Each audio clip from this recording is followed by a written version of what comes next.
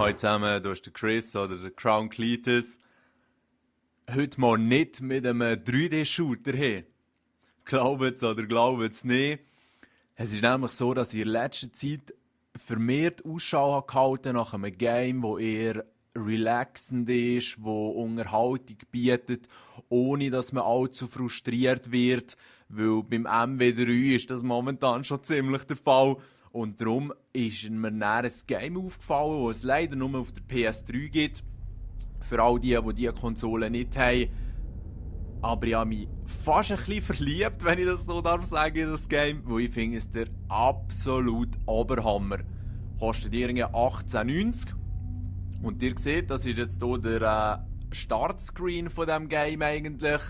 Es ist sehr unkonventionell. Es ist nicht ein Game, das für einen Massenmarkt ist gemacht wurde. Es ist nicht ein Game, das irgendwie gewissen Standardschemen folgt. Es ist sehr kreativ, es ist äußerst ästhetisch und ich finde, das ganze Paket sieht einfach extrem beeindruckend aus und es sind auch ein paar äußerst raffinierte Ideen dahinter. Darum würde ich sagen, zeige euch doch gerade mal, um was es hier geht. Starten wir doch die neue Reise.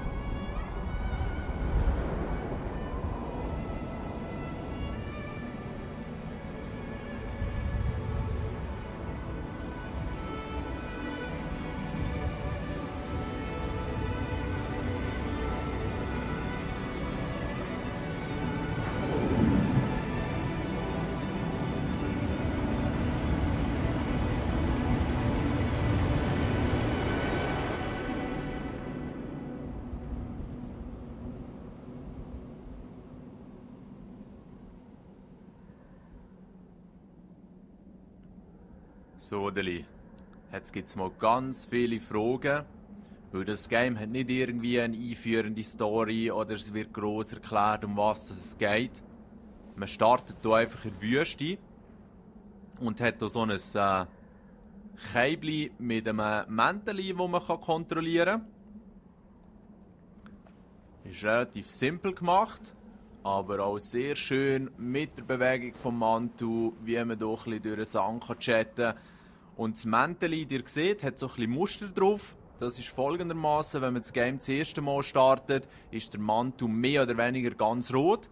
Und dann, wenn man es beim ersten, beim zweiten und beim dritten Mal durchspielt, gibt es hier ein bisschen neue Symbole drauf und ein bisschen Diamanten und wie auch immer, damit das Mäntel dann noch ein bisschen schöner aussieht.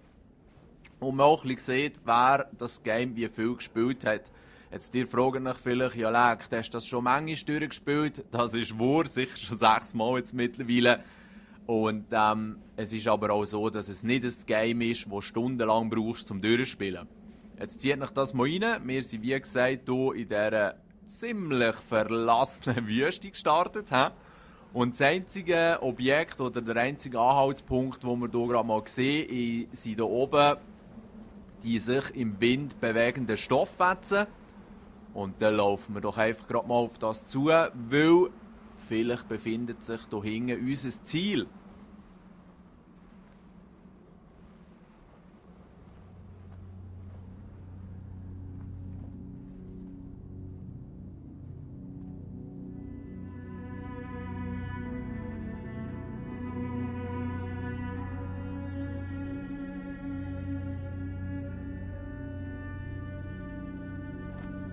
Okay, ihr seht, Journey heisst das Game und Journey heisst ja auch Reise.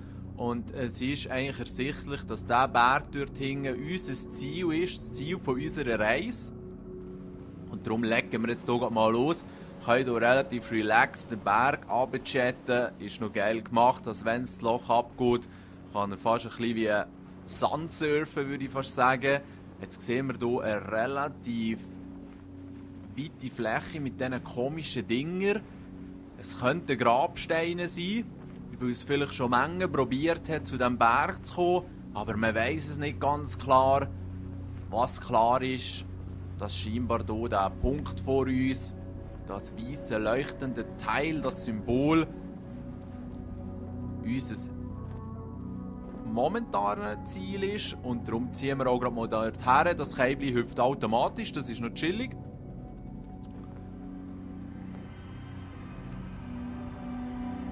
Und jetzt bekommen wir dort das erste Symbol. Und ihr werdet jetzt sehen, für was das die Symbole sind. Weil diesem Käbel wächst jetzt so eine Stofffetzen oder ein Schal hinten raus. Und der wird dann immer durch die Stofffetzen, die rumfliegen, aufgeladen mit Energie. Was kann man machen mit dieser Energie? Man kann fliegen. Und je mehr dass man von diesen Symbolen findet, umso länger wird der Schal, umso länger kann man fliegen. Ihr seht, auf was das rausläuft. He? Alright. Jetzt laufen wir hier mal ein bisschen weiter. Wir haben immer den Berg vor dem Auge. Aber wir sehen auch, dass sich hier auf der rechten Seite doch noch einiges befindet. Und ganz hinten am Horizont sieht man so ein bisschen eine Ruine von einem Gebäude. Und weil in Games sehr selten einfach aufwendigere Objekte eingebaut werden,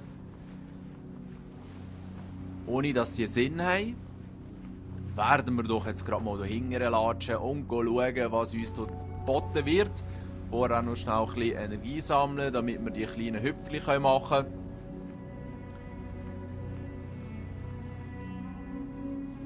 Und ihr seht, hier ein bisschen eingefallen, ein bisschen vom Sang bedeckt. Also die Zivilisation, die das aufgebaut hat, hat es mal recht im Griff gehabt. Aber irgendetwas ist scheinbar passiert, dass nicht die Wüste hier wieder die Herrschaft übernommen. Jetzt seht ihr hier die ganzen Käbel, die hier liegen. Ihr seht, links davon ist, wie gesagt, vorhin das Teil, das ich finde, das ein bisschen aussieht wie ein Grabstein. Dem stimme ich immer noch zu. Die scheinen hier irgendwie unter der Erde zu liegen und sich nicht mehr gross bewegen. Laufen wir mal weiter, weil dort scheint noch ein viel grösserer Aufbau zu sein.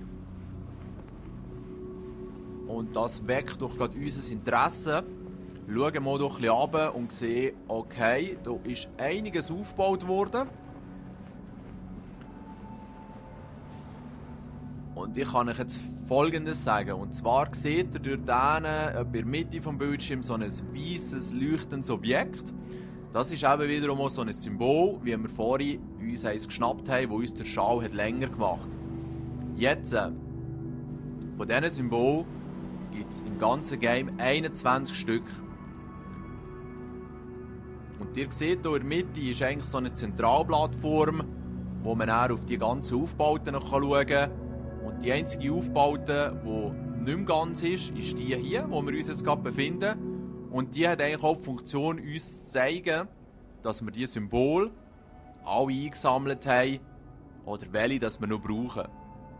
Ihr seht, die leuchten alle, das bedeutet, ich habe alle 21 gefunden, das muss man nicht in einem Spieldurchlauf machen. Und wenn man all die 21 hat, kann man hier rein, die Stofffätzchen sich hier ganz auftreiben. Das ist wichtig mit dem Auftreiben. Und dann hat man plötzlich nicht mehr ein rotes Mäntel, sondern ein weißes. Mit schicken, goldigen Verzierungen. Und die fragen jetzt sicher, was soll die Modenschau? Aber die Verwandlung hat auch einen praktischen Nutzen, weil der Schal vom weißen Gewändchen ist ein bisschen länger in seiner Standardausführung. Und das Gute ist, wenn man dann hochfliegt und wieder auf den Boden zurückkommt, tut sich das weiße Mäntel die Energie selber wieder aufladen. Im Vergleich zu dem roten, wo man immer wieder die Stofffetzen holen muss. Jetzt, ihr werdet nicht von Anfang an den Weiss holen können, aber ich wollte euch zeigen, die haben vielleicht auch ein bisschen als Motivation, die 21 zu holen, weil ich werde euch die Lokationen von all denen zeigen. Das erste haben wir ja schon gefunden. Das zweite scheint hier geradeaus zu sein, aber es hat hier bei dieser Mittelplattform noch eins. Und dann holen wir uns zuerst das andere und können uns dann chillig dieses holen. Jetzt kann man hier raufhüpfen, entweder das automatisch oder ein bisschen Energie verschwenden. zum Springen, aber wie gesagt, man kommt auch gut automatisch hingern. Hier wäre das zweite Symbol. Und ihr seht, jedes Mal, wenn es so ein Symbol gibt, wird hinten der Schal ein bisschen länger.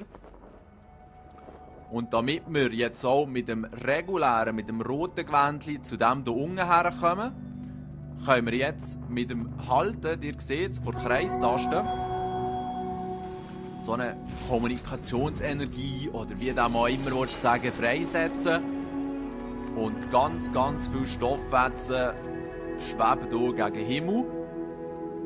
Und die haben folgende Funktion. Nebst dem, dass ich eben mein Schaltje auflade, ist es auch so, wenn ich jetzt im Kreis nur halten bleibe, dann lüpfen sie mich so ein bisschen in die Luft auf, ich kann ein bisschen schweben. Und durch das sollte man auch mit dem regulären roten Mäntel eigentlich chillig hier drauf landen und sich das dritte und letzte Symbol in diesem Land holen. Jetzt fliegen wir hier schnell zurück. Ihr müsst natürlich hochklettern mit dem roten, aber das ist ja kein Problem. Jetzt, was sieht man hier? Ihr seht hier hinten die leuchtenden Plattformen und das wird bei euch nicht der Fall sein, wenn ihr das erste Mal spielt.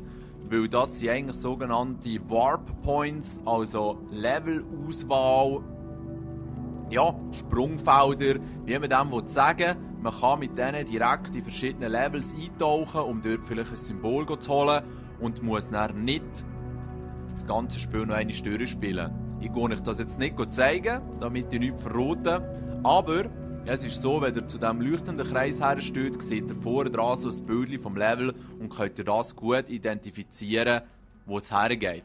Jetzt, wir müssen offensichtlich zum Haustenstrahl durchfahren.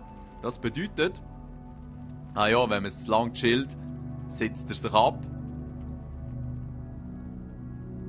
Darum hören wir jetzt mal auf zu chillen, drücken nochmal den Kreis länger, nachdem dass er sich bewegt hat. Und das sollte uns wieder einen kleinen Schub geben. Und mit dem können wir elegant bis hier rüber schweben, dann zu diesem Hauptstein. Und hier jetzt noch eine kleine Information. Diesen Hauptstein werdet ihr immer am Levelende finden. Und vor dem wird es immer die Anzahl an möglichen Symbolen in diesem Level haben. Das heisst, jetzt im jetzigen ersten Level gibt es 3 Symbole. Die leuchten jetzt alle und das bedeutet uns, oder zeigt uns, dass wir alle gefunden haben. Also wenn ihr am Ende des Levels ankommt und nicht alle von denen leuchten, wisst ihr, da ist etwas vergessen gegangen. Jetzt könnt ihr hier die Pfosten aktivieren, die Grabsteine, indem ihr herlauft, oder ihr drückt wieder den Rundum. Und es werden gerade alle zusammen aktiviert. Das Käibli setzt sich hier ab mit seinem Mäntel und jetzt kommt eine Zwischensequenz.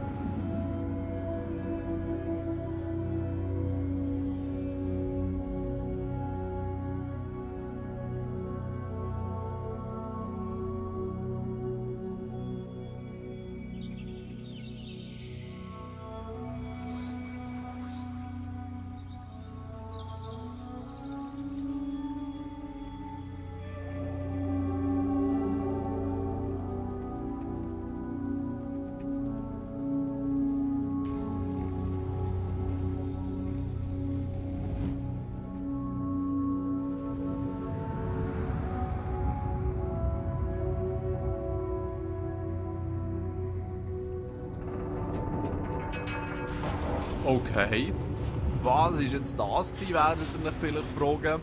Ich habe mir natürlich schon einige Gedanken gemacht über die Story von diesem Spiel, weil sie eben nicht direkt erklärt wird. Aber ich möchte das jetzt nicht vorwegnehmen, sondern werde am Schluss vielleicht meine Sicht von den Dingen präsentieren, damit ihr euch hier selber auch noch ein bisschen Gedanken machen könnt. Also, das Tor ist offen und das bedeutet für uns, wir ziehen mal los ins nächste Level.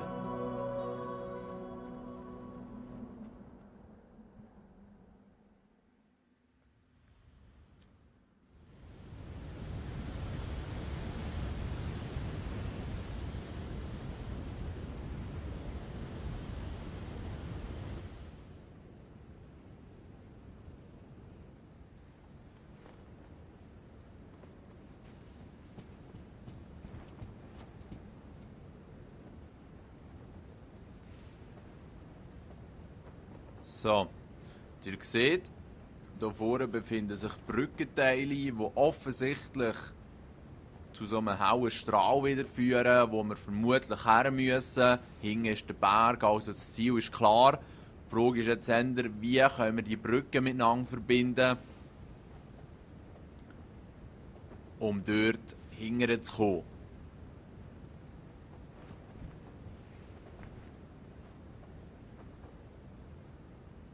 Es gibt sogar noch eine Trophäe, wenn man die Brücke kann überqueren kann, ohne dass man alle Verbindungsstücke macht. Aber das ist jetzt nicht das Thema von dem hier, sondern das Thema ist mir hoffentlich gefallen. Weil das zweite Level wird ich im zweiten Video zeigen. Und auch hier wieder alle Symbole und alle versteckten Bilder. Ich wünsche euch noch einen schönen Tag. Macht's gut.